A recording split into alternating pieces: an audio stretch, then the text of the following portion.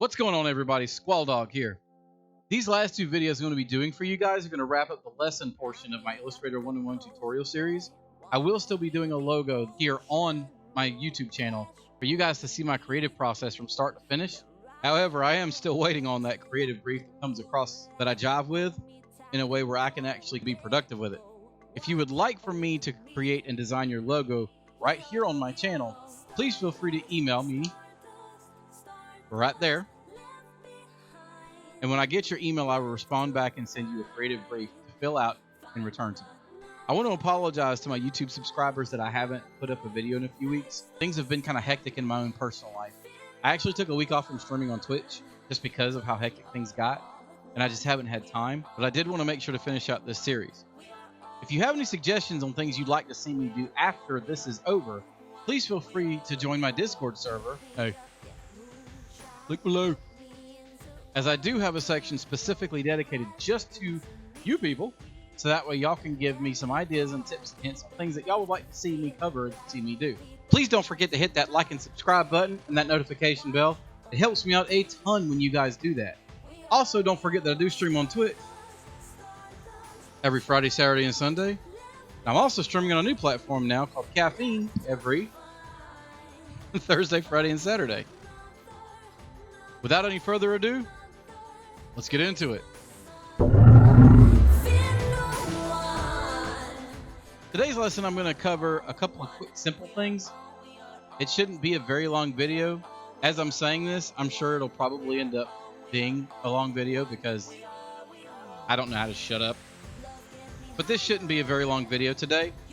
Today, I just want to show you how to insert fill into objects, different things you can also do with your color palette as you're trying to put together a brand new colors. I'm not going to get too much into color palettes in this particular tutorial series, as I am going to be saving that for an actual graphic design tutorial series, but this will give you a basic idea of how to look for those color palettes and how to apply them. So let's go ahead and load into the PC. All right, so as you can see, I've got our artboard right here. It's blank, nothing on it. So let's just show you something simple. Let's say I'm going to create a rectangle, and I'm going to get rid of my fill, and I'm going to put a black stroke in there, and we're going to go ahead and make it a 3-point stroke so it's nice and thick.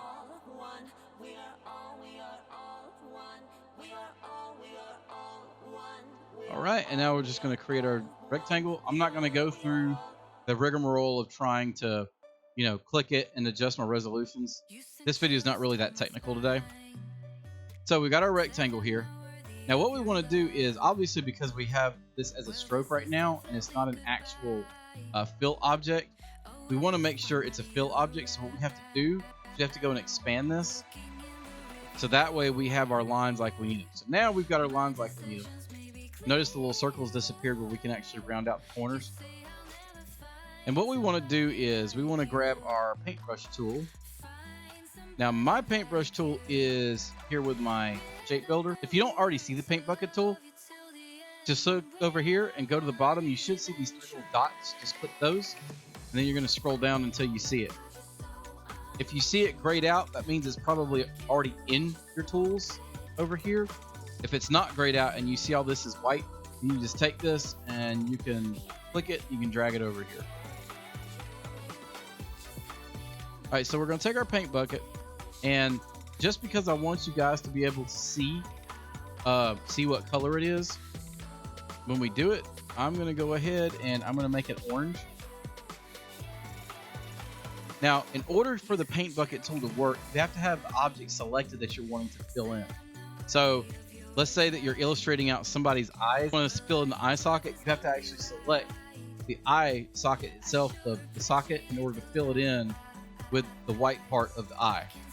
So as you can see, we've got the rectangle already selected. So all I gotta do is just click here, boom. And now we've got our fill in. All right, now when you first fill this in, this is gonna be part of this object. It's gonna move with it. Simply ungrouping it is not gonna release this fill from here.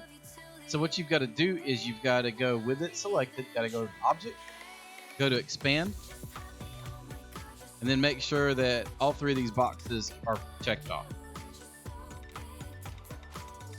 There. Now that we've done that, the orange box should be able to be selected. Now keep in mind, remember when you do anything like this, you've always got to make sure that you ungroup it because it's always going to have it put together. So we're going to go 1, 2, 3, and that should be enough. And now as you can see, we can pull this out and its dimensions are perfect for what was inside the stroke.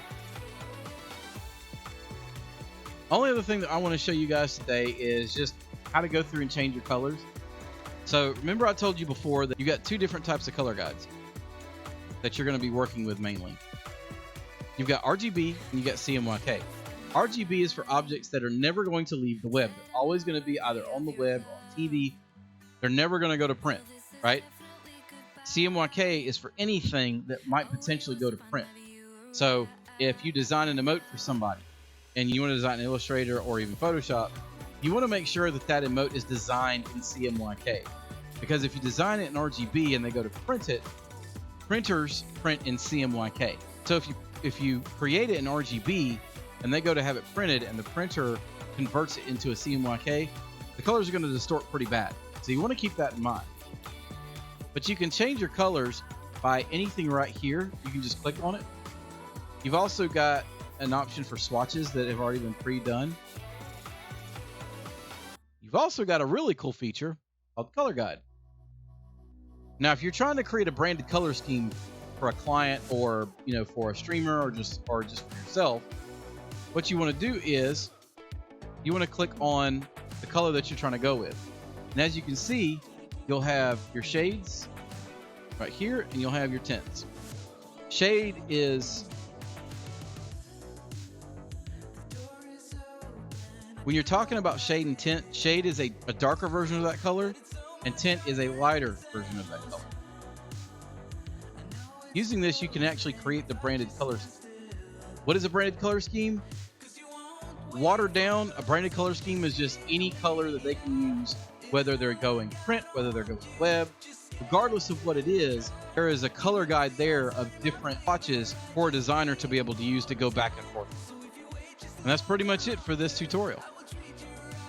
All right, y'all. All right, y'all. I hope that video was useful for you. I hope you were able to get something out of it. Please sound off in the comments down below. Let me know, is there anything I could have done better? Is there anything you would have liked to see me cover that maybe I didn't? Also, don't forget, I am looking for topic ideas from you guys, things y'all would like to see me cover. If there's something specifically you would like to see me do or topics you'd like to see me cover, please don't forget to join the Discord in the links down below, where I am still building a wonderful, lovely community of people just like yourself. Don't forget that I also stream on Twitch every Friday, Saturday, and Sunday. And now I'm also streaming on a new platform called Caffeine every Thursday, Friday, and Saturday. Appreciate you guys tuning in, and peace out. Get out of my way, people.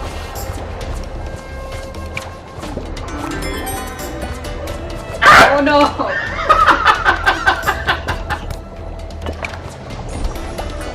This doesn't work. It's a miracle. Oh, shit. Let me crap.